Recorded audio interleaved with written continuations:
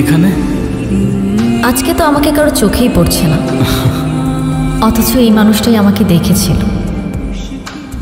তার ক্যামেরার লেন্সে নয়, তার হৃদয়ের গভীরে থাকা লেন্সে। তুমি জানো পরিবার কেমন হয়? আমি তো ভুলেই গিয়েছিলাম। প্রথমবারের মতো যখন তোমার বাড়িতে ঢুকলাম না, সবাইকে দেখে কেমন যেন অদ্ভুত লাগছিল। অদ্ভুত কেন?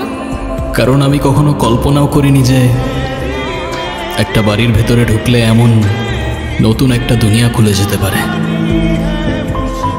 তোমার মামা যতই রাগ দেখাক, আমার কেন যেন মনে হয় তোমাকে অনেক ভালোবাসেন উনি। মামি যখন নিজ হাতে প্লেটে খাবার বেড়ে দেয়, তখন মনে হয় এটাই হয়তো মায়া।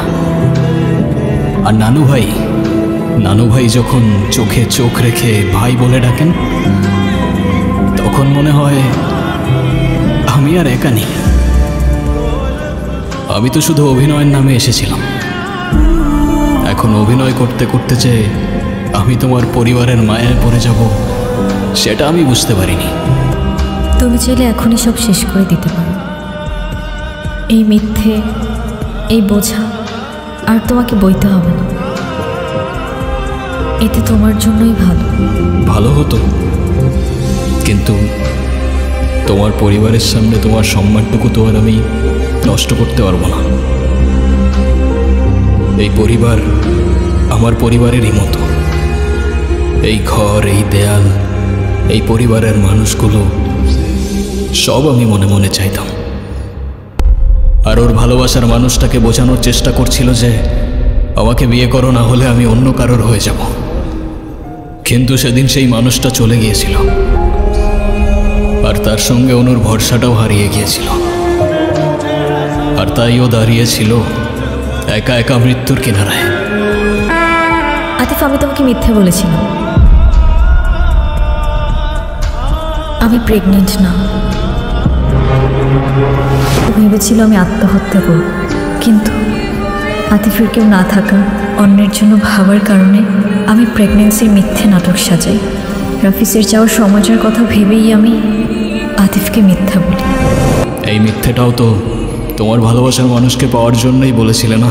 তুমি তাকে পাওয়ার জন্য কোনো কিছুই আর বাদ রাখলে না গুনগুন।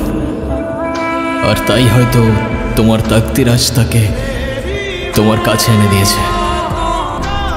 আর তাই সেদিন আমি এসেছিলাম কোনো অধিকার নিয়ে না, বরং এই মেয়েটার সম্মান, একটা নিষ্পাপ, ওর ভালোবাসা আর মর্যাদাটা বাঁচাতে। আর হ্যাঁ, আমি ওর কিছুই না, আমাদের মাঝে কিছুই নেই।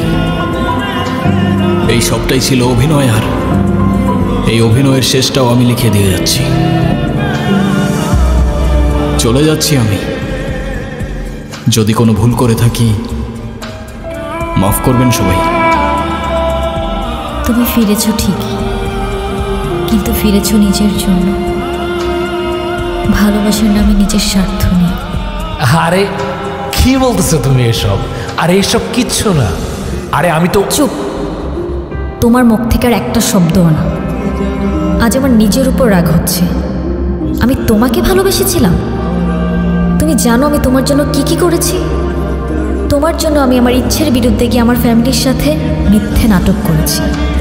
আর আতিফ, তার তো আমার কাছে কোনো চাওয়া পাওয়া ছিল না, তবু আমার জন্য, আমার সম্মানের জন্য সে এই বাড়িতে এসেছে। যে মানুষটা আমার জন্য এত কিছু স্যাক্রিফাইস করলো, তাকেই আমি মিথ্যা বলেছি, আর সেটাও শুধুমাত্র তোমার জন্য। আর আজ তুমি এসেছো, সাথে করে নিয়ে এসেছো টাকার হিসেব, ব্যবসার প্রজেক্ট। এটা নতুন কিছু না। তুমি যখনই আসো তখন ভালোবাসা নয়, তোমার দরকার নিয়ে আসো। ঠিক আছে, তাহলে যাও, তোমার আতিফের কাছে যাও। তোমার প্রেম ভালোবাসা সব তার সাথেই মানায়। হ্যাঁ, একই বাড়িতে থাকো, একই ঘরে থাকো, না জানি কি কি হইছে এর ভেতরে।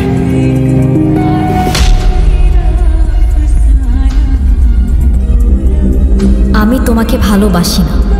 তুমি এখন এই মুহূর্তে এখান থেকে চলে যাবা। যাও। মারে, তুই আজকে যেটা করেছিস একদম ঠিক কাজ করেছিস। আমি না তোকে কোনোদিন বুঝিনি, বুঝবো কি করে? বোঝার চেষ্টাই তো করিনি। তোকে শুধু সুখে রাখতে গিয়ে আমি সব কিছু তোর উপর চাপিয়ে দিয়েছি। কিন্তু মা, সুখ জোর করে আসে না। সুখ তাকদিরে থাকতে হয়। আমি ওর সাথে অন্যায় করেছি নানু ভাই। ওর হৃদয়টা আমি ভেঙে দিয়েছি। যে মানুষটা আমার জন্য এত কিছু করলো, তার বিশ্বাসটা আমি হারিয়ে ফেলেছি। ভালোবাসা হারায় না রে বোন, জায়গা বুঝে লুকিয়ে পড়ে। তাকদিরে লেখা থাকলে ওরে ঠিকই পাবি। যা কিছু সত্য তা ফিরে আসে, সময় দিন। তুমি এখানে?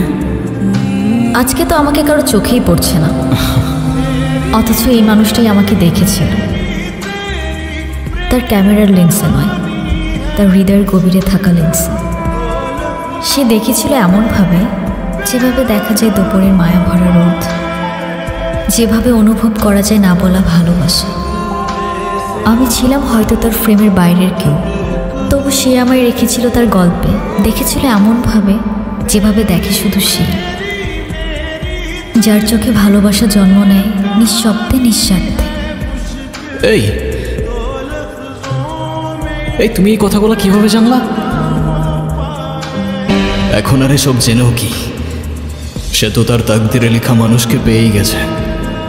আমি তো শুধু একটা ছায়া ছিলাম। আলো তো ছিল অন্য কারোর জন্য। চায় না জিনিস, তাই ভেঙে যাওয়ার আগেই ছুঁড়ে ফেলে দিয়েছি।